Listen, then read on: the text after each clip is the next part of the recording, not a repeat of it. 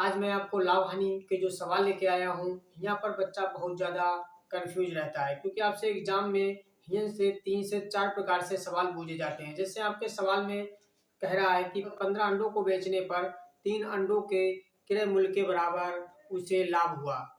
आपसे लाभ प्रतिशत पूछ रहा है, तो आपको क्या करना है, जो भी संख्या आपको लाभ की दी हुई है उसको आपको ऊपर लिखना है, ध्यान रखना है। और जितनी आपको संख्या दी हुई है, मतलब 15 अंडे वो बेचता है तो 15 जो अंडे हैं उसको नीचे लिखेंगे और प्रतिशत में बदलने के लिए आप 100 से गुणा कर देंगे, आपको लाभ प्रतिशत प्राप्त हो जाएगा। 3 पंजे 15, 5 से काटेंगे तो जो आपका उत्तर प्राप्त हो जाएगा वो 20% प्राप्त हो जाएगा।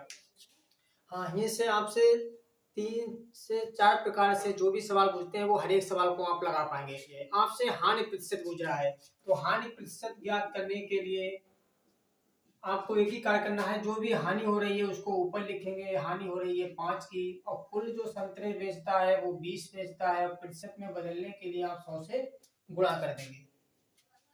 20 पंजे 100, 55 25, जो हानि प्रतिशत हुई है वो 25% हुई है। अब इस प्रकार के भी सवाल आप आसानी के साथ लगा सकते हैं।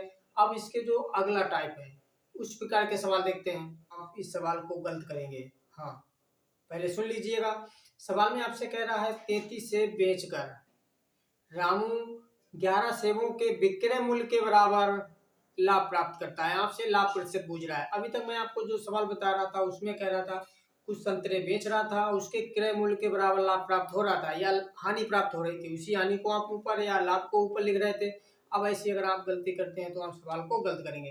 तो आपको क्या करना है, जो भी आपको लाभ हो रहा है उसको तो आपको ऊपर लिखना है।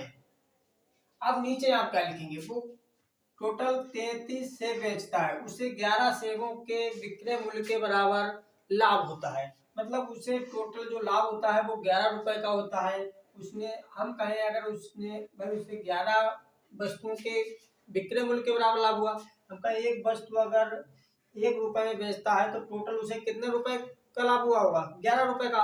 अगर यहाँ पर आपको विक्रय मूल्य दिया हुआ, अगर मैं इसमें से 11 घटा दूं तो हमको जो 22 प्राप्त हो जाएगा।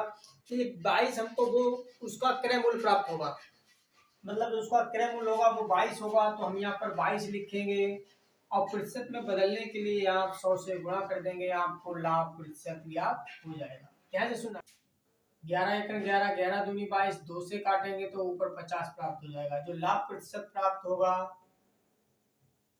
वो आपको 50% प्राप्त हो जाएगा। ये इसका उत्तर हो जाएगा।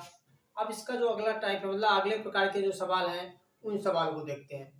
देखो, इस सवाल में आपसे कह रहा है श्याम 65 नींबू बेचकर 13 नींबुओं के विक्रय मूल्य के बराबर उसको अब हानि हो रही है। अब इससे पहले जो मैंने आपको सवाल लगाया था उसमें लाभ हो रहा था, तो हम क्या कर रहे थे, उन संख्याओं को घटा रहे थे आपस में। अब इसमें उन दोनों संख्याओं को आपको जोड़ देना है। जैसे आपसे कह रहा है 13 नींबुओं के बराबर उसे विक्रय मूल्य के बराबर उसे लाभ हुआ, तो वो 13 आप ऊपर लिखेंगे।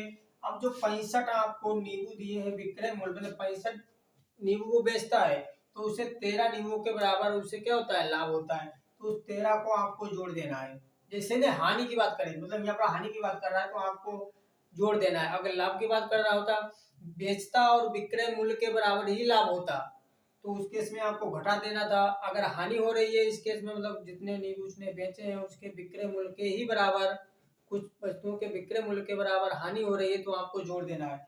इन दोनों को जोड़ते हैं तो 78 प्राप्त हो जाएगा। इस 78 को आप नीचे लिखेंगे और प्रतिशत में बदलने के लिए आप 100 से गुणा कर देंगे, आपको प्रतिशत हानि ज्ञात हो जाएगी।